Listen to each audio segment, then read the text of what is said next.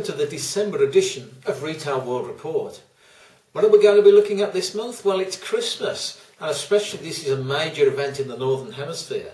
So we're going to look at some of the German Christmas markets and see what we can learn from those. Plus a few snapshots from New Zealand, the USA and other parts of the world. Hope you enjoy this edition, and if I don't speak to you before, have a great Christmas as well.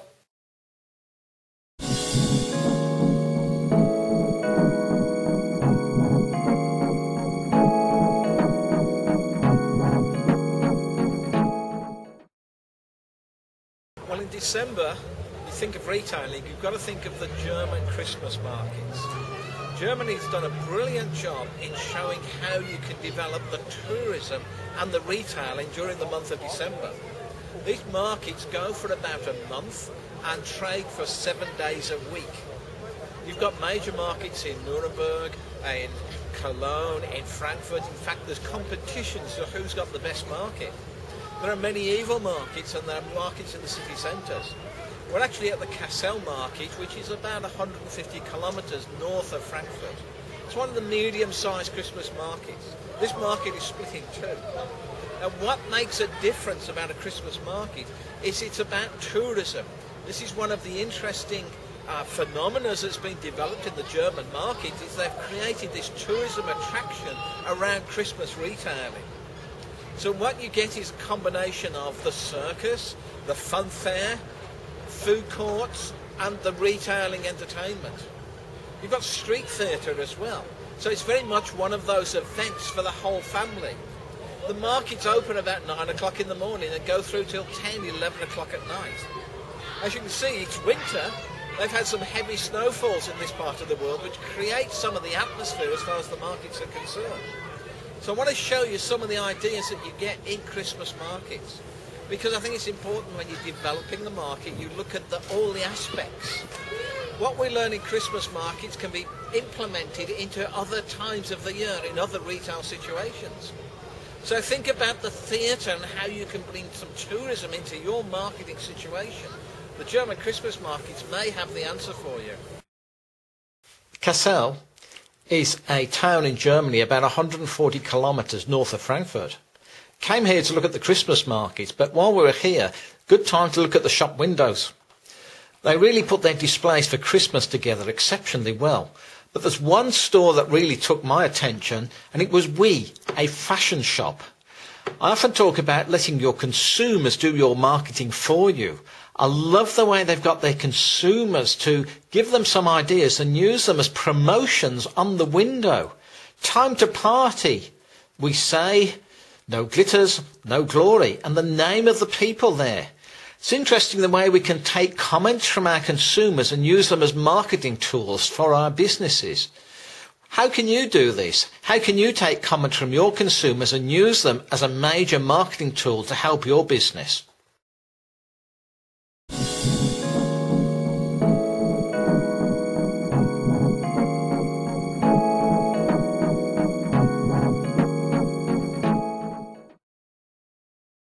One of the big trends for 2011 is going to be pop-up retailing.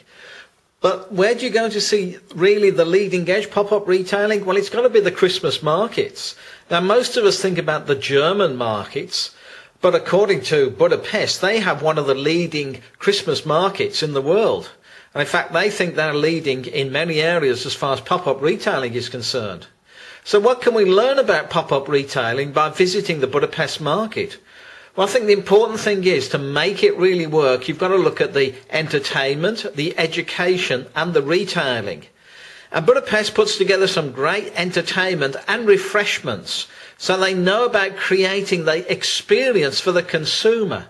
As you can see, some of these guys dress up in more traditional clothing, and the atmosphere there includes the aromas, the sounds, and of course the fact that I was there was also the snow, which really created the ambience and the experience as far as the consumer was concerned.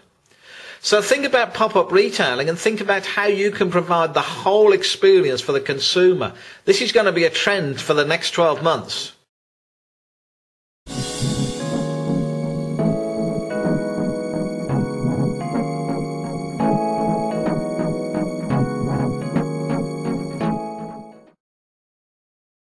Melanthia is an independent Christmas shop in downtown Budapest. I think it's one of the best Christmas shops I've seen in a long time. The reasons for this is they buy unusual products, so they're not having the stand-of-the-mill products that you see in a lot of Christmas shops. So lesson 1 is go and search out some unusual products. Lesson 2, be bold, be different, and create the right ambience using props in a different way.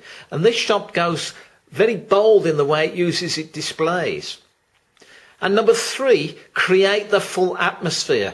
Create the aroma, create the music. And what they've done is they put a lot of product in a small place just to create this ambience that really says, this is Christmas and now is the time to buy.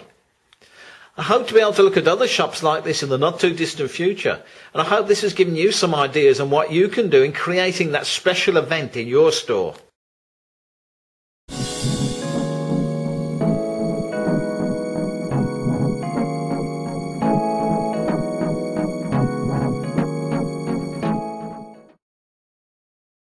Whilst in Frankfurt, we looked at other retailing.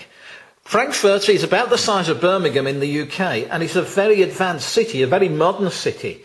But just look at the Wagner honey store that was put up for the Frankfurt Christmas market. This building was put up to last for 1 month's retailing, a classic example of pop-up retailing. What I really liked was the way they used wooden boxes. The whole merchandise strategy was based on wooden boxes. Look at the way they've used this special rack, put it on wheels and then displayed the boxes on there so it shows at the right angle to the consumer. And then they've tilted the boxes slightly to present the wine to the consumer, so again throwing the product out to the consumer. So we can see these angles being used very effectively with wooden boxes. A great idea in merchandising, and one that I think any retailer could pick up and use very effectively in their store. But what about this for pop-up retailing? A one-man band with his own kitchen. And he's selling Frankfurters. But he can cook, he can get rid of the disposable product. Everything is self-sufficient as far as this guy's concerned. And he arrived on his bike. And if you're going to sell men's underwear, how about this for packaging of men's underwear? And it looks like paint boxes, yet this is in a clothing store. So what they've done is they've taken these cans and they've made them look like tins of paint, but they're in fact displaying men's underwear. Lovely bit of branding at Douglas as well. Look at the way the colours have themed all the way through the store. But another of my favourite stores in Frankfurt is Depot. I think this is one of the best merchandisers that I've seen in Germany. This is a shop window based on the theme of the birch tree and Christmas. And they've used the twigs and they've used benching and they've faced the benching with bark to give that rustic effect. Walk inside their store and look at the way they've built the displays. They've taken the display to the ceiling, displayed the ceiling, then brought it down in that classic pyramidal approach to retailing. Very, very sharp retailer with a great bit of merchandising, an eye for detail. But this is a place of delicatessens. This is a place of Christmas shop windows. And I remember as a kid always being taken to Birmingham to look at the Christmas shop windows. And this is an art I think retailers have often forgotten. But they haven't forgotten it in Frankfurt. And one of the main stores is still putting the theatre together for the Christmas window. So parents are encouraged to bring their children out to look at the Christmas displays. And finally, a wooden Christmas tree. This is a men's clothing store, and they've just taken simple planks of wood, nailed them together and created this very effective Christmas tree. So I think there's a lot to learn from the Frankfurt scene as far as retailing is concerned.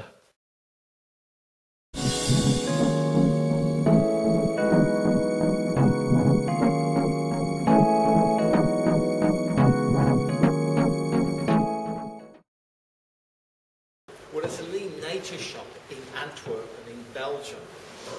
A lot of people have been saying to me it's difficult in retailing. How do they look at new niches to develop the market? These guys have created a new category in the marketplace. They're nature shops. So what they've done is they've looked at the elements as far as the nature was concerned to bring into a retail environment. What I like about it is they've kept true to the brand. So I'm sure we're going to see a lot more nature shops around the world. One of the lessons to be learned here is that they're true to the brand. They've got a clear brand strategy, which they won't go outside. Secondly, they've created the theatre by using different props and different materials. And thirdly, they've got this great customer flow that's used a different thinking process. So we're going to take a walk around the nature shop and look at some of the ideas that are really making a difference from that point of view. One of the challenges for many retailers is how do they create the right ambience for the consumer to give that point of difference. And they'll often tell you that it's got to be about shop fixtures, and shop fixtures can be expensive. This store understands retailing, and they understand how to use theatre with low-cost shop fixtures from that point of view. So as we look at the different fixtures, I want you to look at the way they've used wood, local equipment, local trees, etc., just to create that theatre. They've done this very, very effectively. Yes, it's taken time, but it hasn't taken capital. And I think that's the important issue that we've got to look at in this store, is the way they've taken low-cost items and put the theatre together to really create that ambience for the consumer. One of the challenges retailers have is to get the consumer to shop the shop. Now, of course, if we drive on the left-hand side of the road, subconsciously we want to go clockwise around the store. If we drive on the right-hand side of the road, we want to go counterclockwise around the store. This is not so critical in small stores, but it gets more critical the bigger the store gets. So if you're going to create the right ambience and excitement for the consumer, you've got to think about the customer flow. You've got to think about the music you use, the aromas that you use. You've got to think about the total experience as far as the consumer is concerned. And the Lean Nature Shop have done that exceptionally well. They've created this wonderful ambience for the consumer.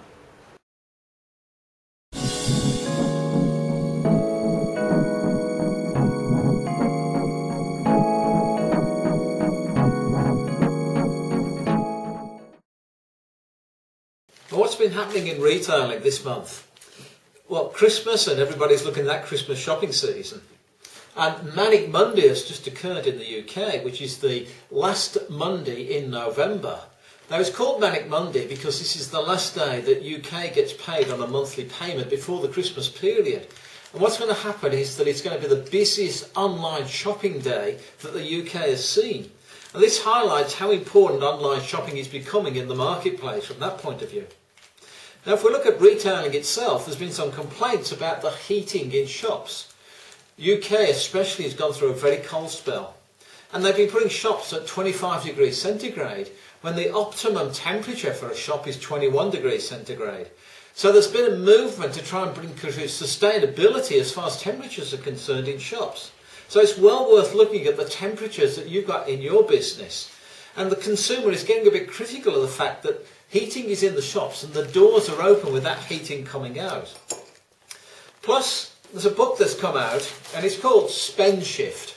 Spend Shift is a book about the post-crisis in value as far as retailing is concerned. Now, this is an excellent book. It talks about how the consumer has shifted and the fact that the do-it-myself market is being replaced by the do-it-yourself market. That people are relying on their friends to give them information that they trust because they're trusting less and less information coming from the retailer. So if you haven't read Spend Shift, good book that's worth reading. Okay, hope we'll see you again soon as far as looking at trends as far as the newspapers and books are concerned.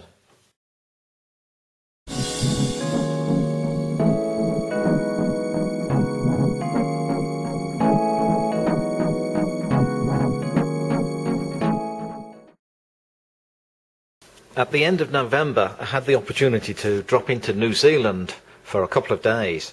Auckland Airport is one of the top 10 airports in the world, and I love the way they're using books to market in their bookshop, just by using the end of the books to create this very unique eye-catcher as a shop window from that point of view. And look at the gift shop at the airport. Look at the way they're using this natural look around the counter, using this weaved woodwork. Very effective and gets that natural look across from that point of view. One thing that is different about New Zealand is the way they put adverts together.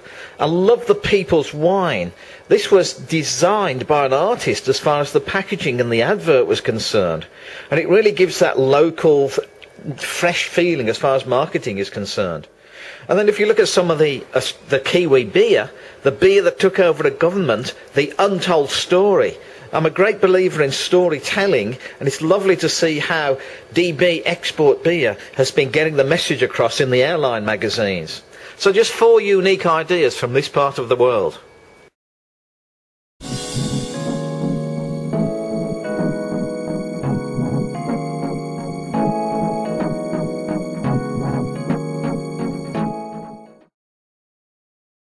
Well, here we are in the middle of Germany, just leading up to the Christmas period.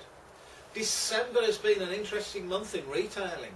You may have been wondering what the newspapers have been saying about the industry. Well, at the beginning of the month, I was saying how critical this trading period was.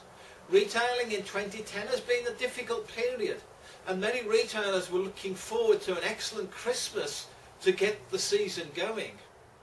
And here we are just a couple of days before Christmas, and what have we had? One of the worst Decembers for weather in the Northern Hemisphere for, in some cases, 100 years.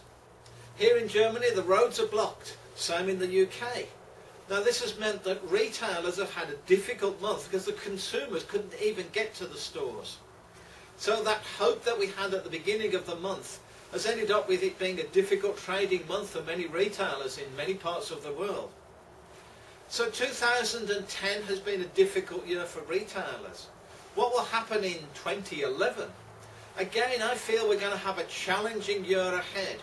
There will be opportunities out there, but there are also going to be some challenges. It's not going to be an easy year for many retailers. Those that read the market well and look at the opportunities will see some developments. Those developments will come as the year progresses. So this is the last edition of 2010 as far as I'm concerned in recording. I realise when you see this, Christmas will have come and gone, and hopefully this stuff will have disappeared in many parts of the world. So thanks for joining us in 2010. I look forward to seeing you through 2011.